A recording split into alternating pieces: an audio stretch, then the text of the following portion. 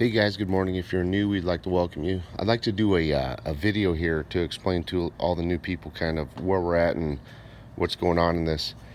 And just so you know, my name is Jeff, also known as Dinar Investor in the Dinar community. We're 100% fact based on this forum. We only share very little opinion on this, almost really no opinion. Let's get started. Here's where we're at.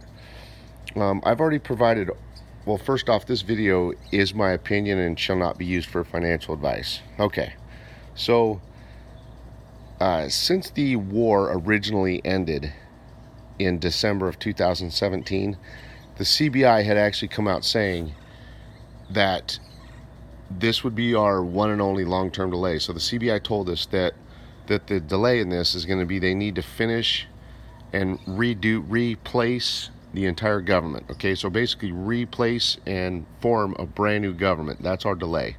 Why? Because Iraq had one of the most corrupt governments in the entire world. Okay, so the CBI basically said, before we agree to revalue our currency, you need to put a brand new government in there. Okay, so that's our number one delay. Now, as we got into 2019, Iraq did not work on the formation of their government at all. I compiled a whole bunch of I compiled everything Iraq did through the entire first half of this year. Everything I compiled, what that showed us and revealed to us is that Iraq was literally setting the stage for the revaluation. That's why they did not work on the formation of the government. They had to set the stage for the rate change. Okay, so now as we get towards the end of June, roughly 2 weeks ago, Iraq continued starting the formation of the government. Okay, what did that tell us? The fact that they were starting to push forward on the formation of the government, well, it simply told us they're now done setting the stage and they're ready to change the rate. Okay, also back on March 20th, the CBI came and put an article out, and in the article they said that they are going to or intend to increase the exchange rate of the Iraq dinar during the current legislative term. The current legislative term has now been extended to August 1st.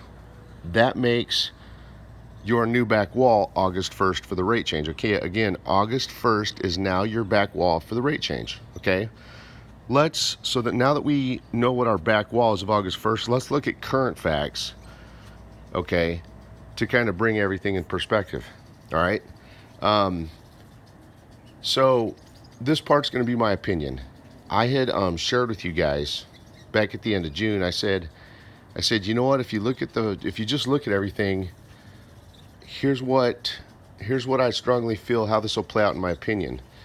I said Iraq's going to need about 2 more weeks, meaning the whole first half of July, to finish the formation of the government, and now you're seeing that. Okay, the next move they said they're going to make will be on Saturday, July 13th. That's when they said they're going to try. Again, they didn't tell us as a definite fact. They said they're going to try, or they might finish the formation of their government on next Saturday, July 13th. Okay, then there's a key thing happening in the middle of the month that's very key in this that you have to pay attention to. They have a holiday period, which is on Sunday. It's a countrywide observed holiday on Sunday, July 13th. Okay, correction, July 14th. It's called Republic Holiday, countrywide holiday on Sunday, July 14th. That's key. I'll get into that in a moment. Okay, well, also keep in mind they told us the reason why they wanted to extend or needed to extend the current legislative term of Parliament was to pass laws. They said they needed to pass laws. Well, the laws, they're going to need the whole second half of July to approve those laws. Okay, and some of those laws, not all of them, some of them will be post rate change laws. Okay, now why is that holiday critical on Sunday, July 14th?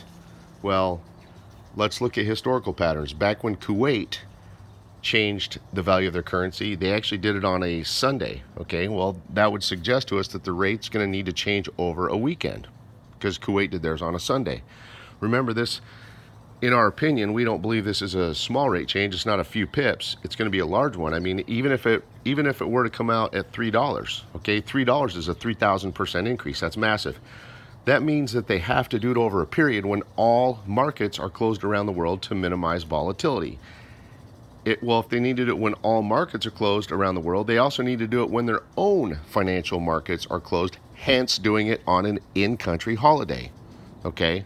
So that's why they would need to do it even over a holiday themselves within their own countries, so that even their own markets are closed around the world. Okay, so that's why that holiday is key. And notice how that holiday falls right in between the period of when they told us they might finish the formation of the government on Saturday the 13th, okay? And again, they told us the reason why they had to extend the current session of Parliament was to pass and approve remaining laws. That would suggest they would need the second half of July to approve the laws. Now, a key article actually came out back on July 3rd. Okay, this is huge, guys. They told us that they're going to start reducing the actual currency auctions down to 1 day per week. That's critical because they've always hinted to us that they need to end the auctions because the auctions fuel the corruption, okay? So the fact that they're reducing the auctions down to 1 day per week would also suggest that we're almost more confirmation that we're at the end of this, okay, guys? So that's where we're at. We need to see how this plays out, okay?